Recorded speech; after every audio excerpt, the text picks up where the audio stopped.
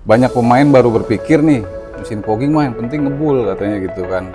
Banyak yang tanya juga ke saya tuh, cari yang murah aja. Tapi SmartPace nih malah justru berani investasi di alat-alat premium seperti Pulsefog nih Pak.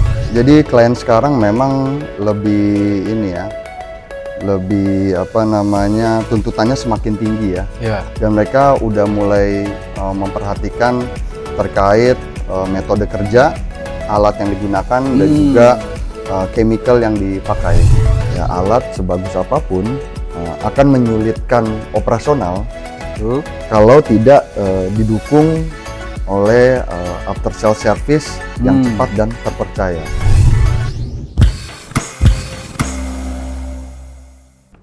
Hai Pulsefog Lover, to protect people, animal, and crops. Senang sekali kita bisa berjumpa lagi pagi hari ini.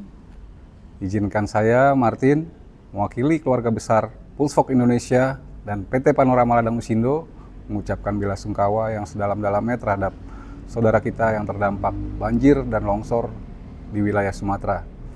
Kiranya saudara-saudara kita diberi kekuatan, ketabahan, dan kesabaran. Segera dipulihkan. Amin.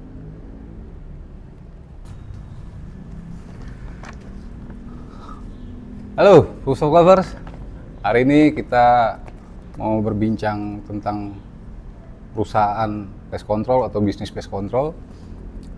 Namun ada pertanyaan besar ke saya tentang aplikator atau mesin foggingnya. Pak, kenapa sih harus pakai produk yang premium untuk di perusahaan pest control?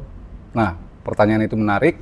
Namun saya di sini tidak sendirian. Saya akan bahas dan tanya langsung kepada branch manager dari SmartPace, Bapak Dika.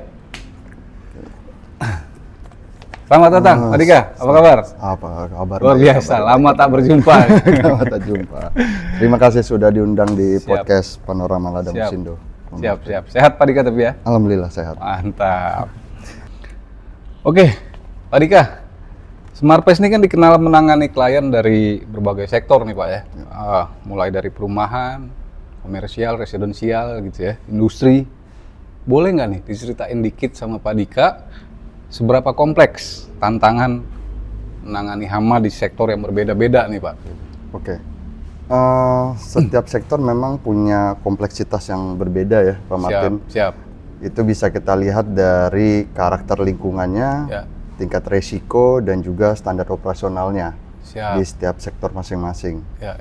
Kita ambil contoh misalkan residensial, Ya. itu kita harus memikirkan bagaimana penghuni aman dan nyaman. Lalu dari sektor komersial kita juga harus memikirkan bagaimana mereka tidak terganggu pada saat operasional bisnisnya berjalan. Ya. Lalu yang cukup kompleks adalah untuk klien-klien gudang dan juga industrial.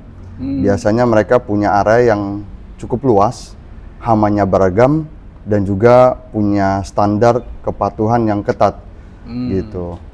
Terkait seperti aturan terkait hasap ya. Asap Itu salah satunya okay. gitu. Biasanya itu di pabrik-pabrik untuk produksi kebutuhan kayak makanan dan lain-lain. Iya. Itu sangat concern ya kalau untuk concern di industri food industry ya. Food industry, betul. Asap itu tadi terdiri dari HCCP itu maksudnya Pak ya? Iya, betul, HCCP. Oke. Berarti sangat concern di sana ya. Betul. Luar biasa. Lebih kompleks kalau untuk gudang dan industri. Siap, Pak Dika. Oke, Pak Dika. Dengan klien yang beragam lagi tadi, tuntutan mereka kan terhadap hasil kerja nih pasti tinggi lah. Banyak tuntutannya nih gitu ya. Mau A lah, mau B, mau C gitu. Nah, apa klien sekarang mulai peduli dengan metode alatnya nih Pak? Kenapa sih harus alat yang profesional gitu Pak? Terus mereka peduli penting gak sih sama alat ini gitu? Apa cukup pakai yang murah keluar asap aja udah jadi gitu? Apa harus pakai alat yang premium? Apa kaitannya gitu menurut Pak Dikan yang pengalaman gitu? Oke. Jadi klien sekarang memang lebih ini ya, lebih tuntutannya semakin tinggi ya. Dan mereka udah mulai memperhatikan terkait metode kerja, alat yang digunakan dan juga chemical yang dipakai Ya. gitu. Adapun juga mereka memperhatikan dari sisi keamanan ya, terutama untuk penghuni rumah baik itu keluarga ataupun anak, lalu juga hewan peliharaannya, gitu, karyawannya ataupun produk yang mereka produksi, mereka yang jual, mereka jual gitu produknya. Lalu juga standar dan operasional serta profesionalismenya juga mereka memperhatikan klien sekarang gitu. Terutama itu untuk klien-klien komersial dan industrial ya, karena mereka ada hubungannya terkait audit dan juga regulasi. Gitu. Lalu yang terakhir terkait efektivitas jangka panjang. Jadi mereka udah bukan bicaranya gimana hama ini mati, tapi juga bagaimana bagaimana cara mencegah agar hama ini tidak timbul lagi. Nah, jadi memang mereka udah concern, udah memperhatikan sedetail itu. Sedetail itu ya. Iya, betul. Termasuk alat itu sendiri ya. Betul. Sangat memperhatikan. Iya. Nah, ini masuk ke topik yang menarik nih, Pak Dika nih. Baik. Banyak pemain baru berpikir nih, mesin fogging mah yang penting ngebul katanya gitu kan. Banyak yang tanya juga ke saya tuh, cari yang murah aja. Tapi SmartPace nih malah justru berani investasi di alat-alat premium seperti PulseFog nih Pak. Yang harganya kan lumayan relatif agak tinggi ya gitu di pasaran. Apa pertimbangan bisnis di balik keputusan SmartPace nih Pak kira-kira? Oke, jadi sebenarnya alat bagus itu bukan tentang biaya ya, tapi alat bagus itu tentang investasi untuk meningkatkan kualitas layanan, lalu juga kepercayaan klien serta reputasi perusahaan. Karena investasi alat itu bukan asal, tapi keputusan bisnis yang memang sudah dihitung sebelumnya gitu. Kita bicara tentang efektivitas dan juga konsisten hasil ya, konsistensi hasil gitu. Karena itu berpengaruh juga. Contoh kayak kita bicara thermal fogging, alat yang bagus punya daya jangkau yang luas dan cukup jauh gitu betul. Dan partikel kabutnya itu stabil dan juga penyebarannya itu jauh lebih merata. Gitu. Itu kalau kita ambil contoh thermal fogging. Lalu juga bicara efisiensi jangka panjang, alat yang bagus tentu punya lifetime-nya lebih lama. Dan juga after sales-nya itu kita sangat perhatikan ya.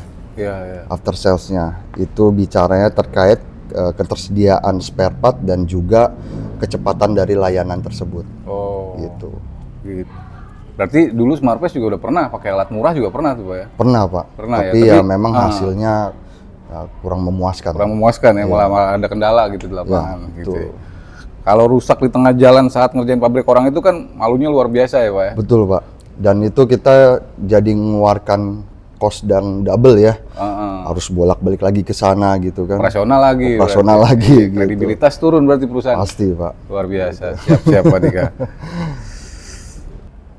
Oke Pak Dika. Ini kan di lapangan SmartPace kan menggunakan PulseFog K10 SP untuk thermal foggingnya ya. Untuk cold foggingnya menggunakan ULV Turbo Max mungkin ya. Bisa dijelaskan nggak Pak Dika ke PulseFog Lover, karena PulseFog Lover ini punya segmen juga yang berbeda-beda, ada perkebunan, ada pest control gitu ya, ada industri gitu. Kira-kira untuk pest control di situasi seperti apa nih Pak SmartPace menggunakan K10 dan kapan harus pakai ULV gitu? Oke. Biasanya kita menggunakan K10 itu atau thermal fogging di area outdoor ya, terutama yang memang punya area yang luas dan juga terbuka.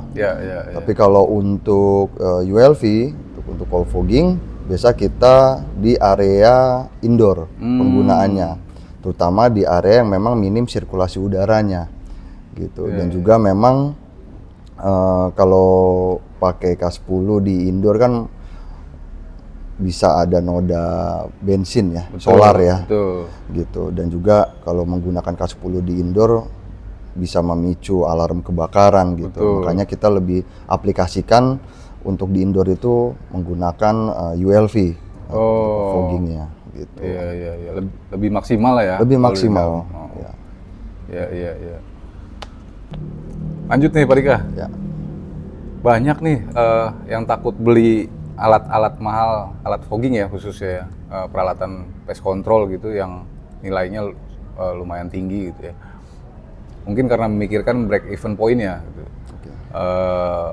Gimana menurut Pak Dika nih pengalaman, apakah performa mesin fogging pulse fog ini justru bikin operasionalnya lebih hemat atau justru malah lebih boros gitu?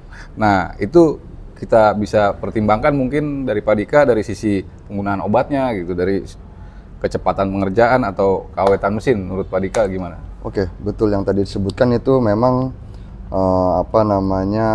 ini bisa membuat dari sisi penggunaan chemical lebih irit dan terkontrol ya, gitu. Secara mesin juga tentu karena lifetime-nya panjang, Iya, ya udah pasti awet dong, Awet. gitu ya. Lalu kecepatan pengerjaan juga bisa lebih meningkat ya, betul. sehingga tim bisa lebih maksimal untuk handle job yang lebih banyak gitu. Betul. Dan terakhir mungkin yang pasti kepercayaan meningkat ya dari sisi klien ya, karena kita menggunakan alat yang memang premium gitu. Betul, betul. Trust gitu ya. Ya betul sekali.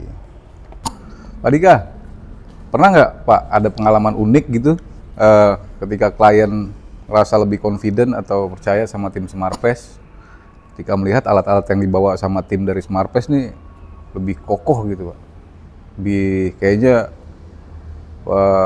meyakinkan gitu?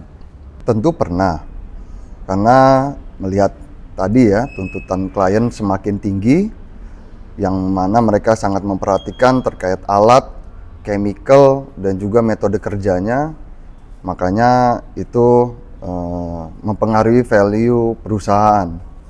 Dan ketika kita mengeluarkan alat thermal fogging kita tuh K10 ya untuk hot fogging, ada beberapa bahkan banyak klien udah notice gitu. Oh iya. Oh ya wajar, nilainya juga berbeda karena kita juga menggunakan alat yang memang kualitasnya premium. Betul, gitu. betul. Nih pertanyaan lagi nih Pak Dika, alat canggih kalau nggak didukung layanan purna jual kan ya repot juga tuh Pak. Ya, menurut Pak Dika nih dari Smartpest Control, seberapa penting sih Pak bagi Smartpest punya partner distributor resminya seperti Panorama Ladang Usindo gitu, yang menjamin ketersediaan spare part-nya, servisnya, layanannya gitu ya? Apa ini meminimalisir downtime buat Smartpest Control gitu, atau meminimalisir waktu kerja yang hilang? Gimana menurut Pak Dika? Tentu dapat meminimalisir downtime ya Pak Martin. Iya. Ya, alat sebagus apapun akan menyulitkan operasional. Betul. Kalau tidak didukung oleh after sales service yang cepat dan terpercaya. Oke. Nah, oke. Ini terakhir Pak Dika. Sebagai penutup nih Pak Dika, buat teman-teman yang baru merintis bisnis pest control, kalau yang udah lama sih mungkin hanya kita bisa langsung connect ya gitu. Tapi kalau yang baru merintis bisnis pest control nih Pak Dika dan masih ragu-ragu buat upgrade alat khususnya nih gitu, apa saran singkat dari Pak Dika? Kenapa mereka harus berani gitu naik kelas sekarang? Kenapa harus memilih alat-alat yang resmi, alat yang bagus, alat yang kuat gitu ya? Bagaimana menurut Pak Dika? Mungkin ubah mindsetnya ya. Oke. Mulai melihat jangka panjang. Ya. Karena alat yang bagus adalah bentuk dari investasi untuk meningkatkan kualitas layanan, kepercayaan pelanggan, dan juga reputasi perusahaan. Oke. Dan ya alat yang premium adalah investasi jangka panjang untuk perusahaan. Jos, luar biasa Pak Dika. Pak, ngopi dulu kita Pak. Oke. Ngopi tadi Pak. Wow. Kopi apa nih Pak? Kopi pahit. Bukan dong Pak. Apa dong? Ini kopi paling enak, kopi JW Coffee Garden. Wow. Luar biasa. Baru pertama kali nih nyobain nih. Baru pertama kali nih. Pertama kali nyobain nih. Besok-besok saya antar ke rumah, Pak. Wes, siap. siap. Oke, luar biasa nih Pak Dika nih obrolannya ya. Oke. Jadi kalau boleh saya simpulkan obrolan kita hari ini nih di bisnis pest control, kurang lebih investasi peralatan pest control yang baik itu, yang mumpuni itu sangat penting Pak ya. Sangat penting untuk investasi, itu perlu kita garis bawahi untuk saudara-saudara pest control kita yang di luar sana juga gitu ya. Bahwa jangan lagi deh beli yang murah-murah gitu. Ya. Coba alat yang bagus, alat yang baik, yang agak mahal dikit tapi jadi investasi yang bagus gitu ya Pak Dika ya. Nah Pak Dika, terima kasih banyak Pak Dika nih dari Smart Pest atas waktu dan ilmu dagingnya hari ini nih. Sekali lagi sangat mencerahkan buat kita semua juga, bisa memberikan inspirasi buat perusahaan pest control semua. Ya, terima kasih juga Pak Martin sudah diundang di podcast ini. Semoga bisa memberikan manfaat ya buat teman-teman di satu profesi. Amin. Dan sukses selalu buat Panorama Dangusindo. Amin. Sebelum kita akhiri Pak Dika, Oke. Saya Martin mewakili PT Panorama Dangusindo dan Pulsok Indonesia. Saya Dika mewakili Smart Pest. Lekas Lekas pulih pulih Indonesiaku.